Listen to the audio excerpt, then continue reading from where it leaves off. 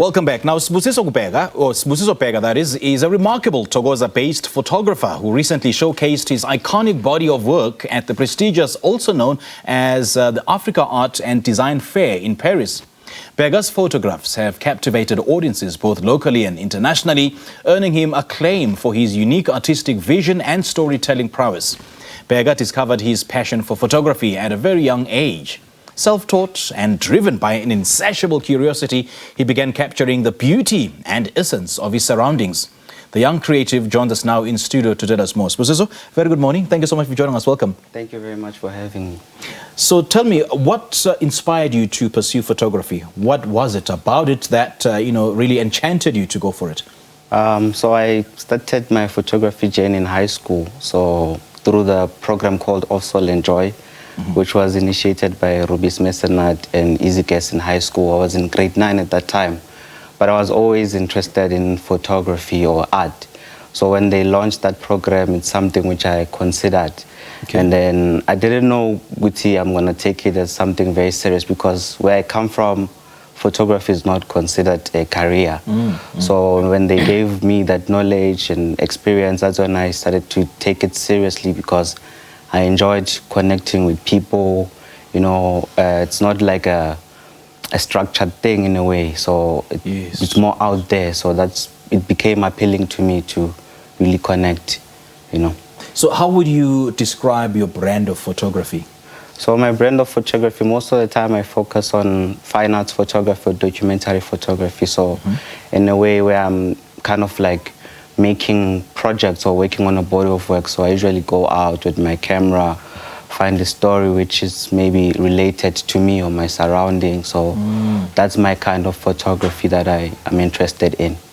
And your focus is on night photography, right? Yeah, most of the time I focus on night photography because also the images of townships at night, they're almost non-existent, So most people know townships or those kind of environments during the day. But most people don't know that, there's something magical about these spaces when, during sunset or during, the dark hours. And for me, that's when I'm really inspired to just explore that part which I don't normally see. Yeah. And what's also magical about night photography is the contrast. I mean, when the sun rises, it's a totally different picture than when dusk was falling, eh? Yeah, most definitely. Because, in the night, there's different lights and then there's colors as well.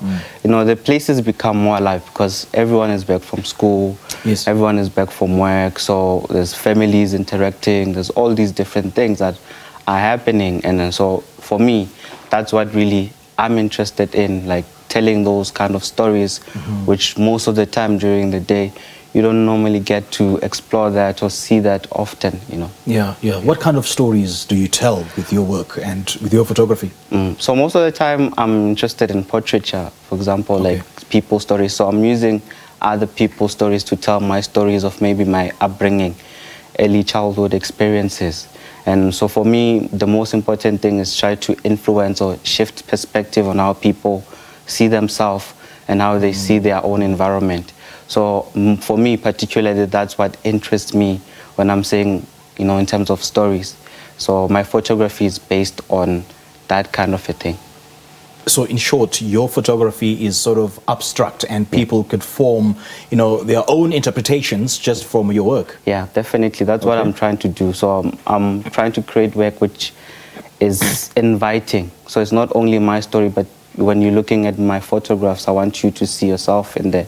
I want you to create your own narratives based on that. So I want people sort of like to own the artworks themselves, so they don't belong to me in a way.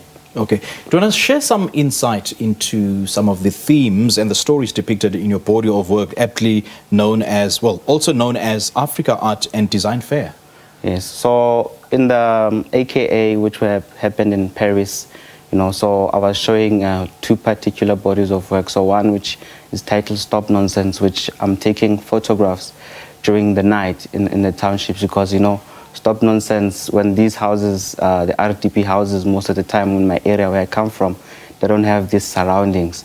So I came up with this idea or concept of using the Stop Nonsense as the canvas to sort of like talk about stories right. which actually happen in these sort of things. So, particular my images were taken in my grandmother's space most of the time. So I was using her house as a model of what actually happens in other similar spaces that happen actually there. Wow.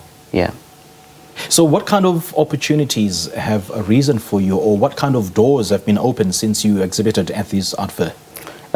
Thank you. I mean, for one, I got to work with a gallery, which is Afro Nova, so which was always my long-time dream to actually show in Paris. So when the opportunity actually came, I was like, this is something which I want to do, because I always wanted to build an international presence, not to be only local based.